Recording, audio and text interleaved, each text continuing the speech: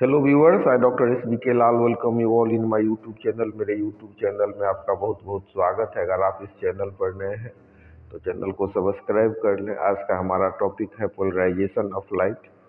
तो हम देखते हैं कि बहुत इम्पोर्टेंट टॉपिक है ये। जब हम वेव नेचर की बात करते हैं तो यानी वेव नेचर यानी कि जब लाइट का एक नेचर वेव वाला भी है। तो ऑप्टिक्स में भी जैसा कि हम दो तरह के ऑप्टिक्स के बारे में अध्ययन करते हैं, एक है हमारा रे ऑप्टिक्स और दूसरा है वेव ऑप्टिक्स। तो वेव ऑप्टिक्स ऐसा ऑप्टिक्स है जिसमें हम ऐसे घटनाओं का अध्ययन करते हैं जो साबित करता है कि लाइट जो है उसका वेव नेचर है। लाइट एक वेव है। लाइट कैसा है? तो इलेक्ट्रोमैग्नेटिक वेव है। तो वेव है तो वेव वाला करेक्टर सभी तो होगा। तो इंटरफेरेंस हो गया, डिफ्रेक्शन हो गया, पोलराइजेशन हो गया, तो ये सब क्या है? तो वेव करेक्टर है।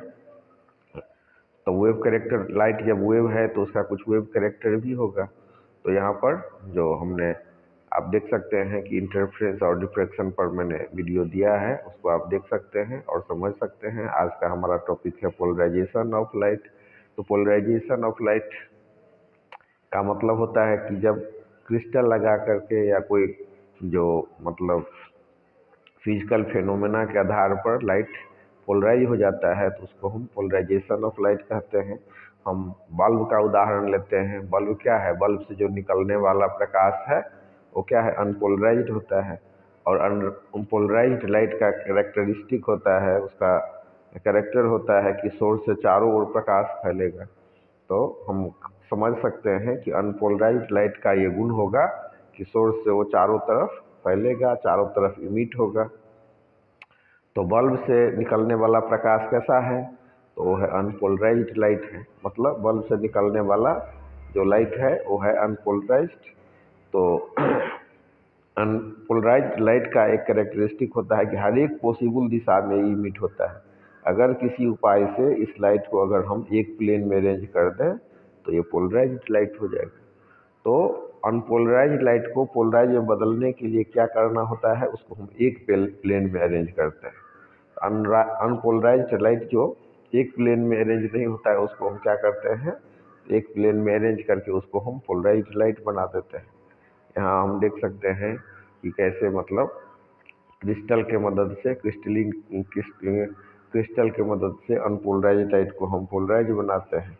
तो simple form of polarized light को हम देख सकते हैं और कैसे मतलब ये अनपोलराइज्ड लाइट है।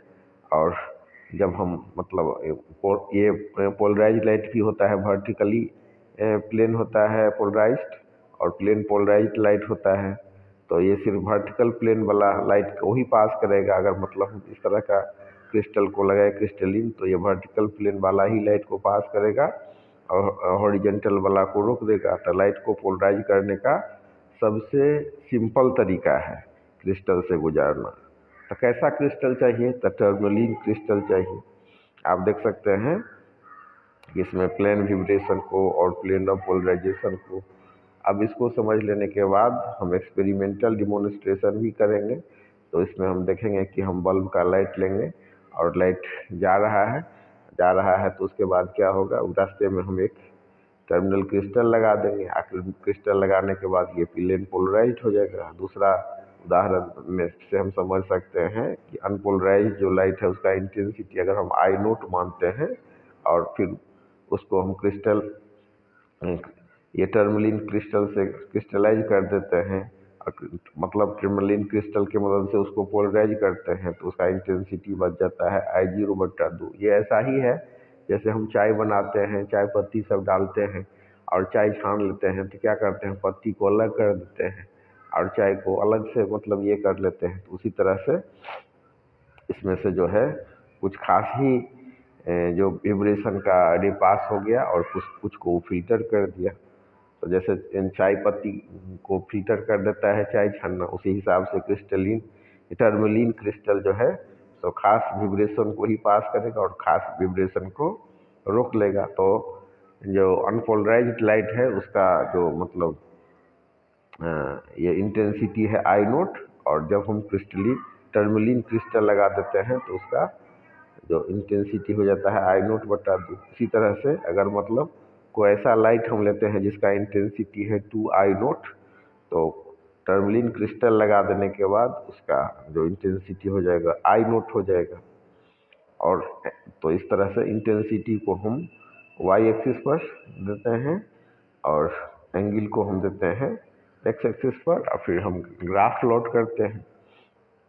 अब इसके बाद हम और चर्चा करेंगे लास्ट में ब्रूस्टर्स लॉ का, ब्रूस्टर्स का लॉ का। तो उससे पहले चर्चा कर लेते हैं कि लाइट क्या है। तो लाइट इलेक्ट्रोमैग्नेटिक वेव है, लाइट एनर्जी का रूप है।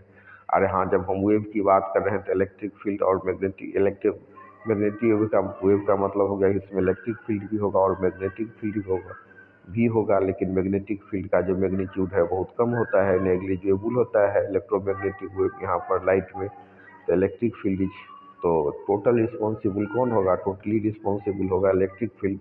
Electric field is responsible, mainly electric field is responsible in what we see. हम जो कुछ भी देखते हैं तो उसमें मुख्य भूमिका किसी होती है तो इलेक्ट्रिक फील्ड में होता है। अब अनपोलराइज्ड लाइट क्या होता है? हर एक प्लेन में विब्रेशन होता है उसका, और पोलराइज्ड लाइट का फिक्स प्लेन में विब्रेशन होता है। और टर्मलाइन क्रिस्टल की मदद से हम उसमें से एक ही टाइप का विब्रेशन पास होगा और इस तरह से हमारा लाइट पोलराइज हो जाएगा। अब इसके बाद जो इसका यूज करते हैं क्रिकेटर, ड्राइवर और जो मैंने कैमरा वाले, ये सब इसका यूज करते हैं। तो क्रिस्टल से एक ही तरह का विब्रेशन पास होगा और प्लेन ऑफ विब्रेशन 90 डिग्री होगा। अब इसके बाद बहुत इम्पोर्टेंट टॉपिक है ब्रूस्टर्स लॉ। बहुत संक्षेप में भी है एग्जामिनेशन पॉइंट ऑफ व्यू से। और जब हम पोलराइज्ड लाइट को पढ़ते हैं तो उसके मदद से भी, तो हम दो मीडियम लेते हैं। एक का जो रिफ्रैक्टिव इंडेक्स है μ1 है, दूसरे का μ2 है। एक है एयर, दूसरा है हमारा वाटर।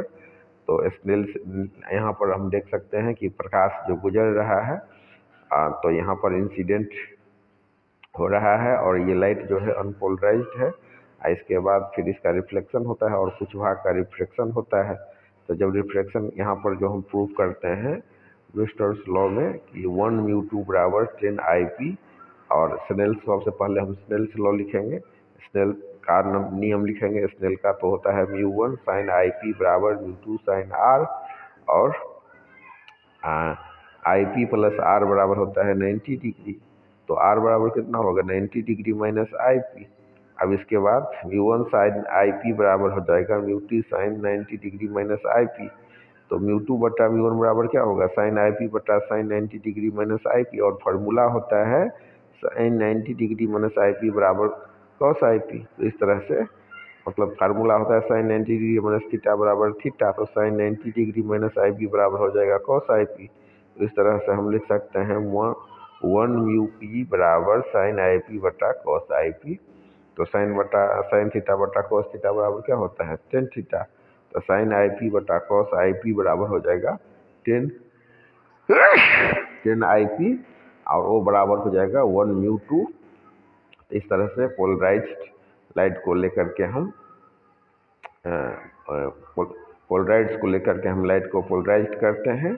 और यहाँ पर हम देख रहे हैं कि ये जो रिफ्लेक्शन के थ्रू पोलराइजेशन होता है, तो टोटल पोलराइजेशन नहीं होता है, रिफ्लेक्शन के थ्रू पार्शियली पोलराइज्ड होता है। और यहाँ पर हमने लिखा 10 IP, व्यंजक प्राप्त किया 10 IP बराबर 1 μ2। तो यही होता है हमारा ब्रूस्टर्स लॉ। तो इसमें हम देखते हैं कि सबसे पहले स्नेल्स लॉ लिखते हैं और फार्मूला आपको याद रखना है sin 90 डिग्री माइनस IP बराबर cos IP, क्योंकि फार्मूला होता है ना cos 90 डिग्री माइनस थीटा बराबर cos थीटा। इसको हमको लिखना है। स्नेल्स लॉ से क्या लिखेंगे? μ1 sin IP बराबर μ2 sin R, और IP प्लस R बराबर जो 90 डिग्री होगा तो R बराबर होगा 90 डिग्री माइनस IP। और फिर μ1 sin IP बराबर μ2 sin 90 डिग्री माइनस IP, और μ2 बटा μ1 बराबर sin IP बटा sin 90 डिग्री माइनस IP, और 1 μ2 बराबर 10 IP बराबर हो जाएगा हमारा 1 μ2। और यही हो गया हमारा ब्रूस्टर्स लॉ। तो इसको ये बहुत टफ नहीं है, अब थोड़ा सा प्रैक्टिस करेंगे और थोड़ा कुछ फार्मूला को ध्यान में रखेंगे तो इसको आप आसानी से समझ सकते हैं। तो पोलराइजेशन ऑफ लाइट में हम देखते हैं कि जो भी लाइट होता है बल्ब सबसे निकलने वाला वो अनपोलराइज्ड होता है।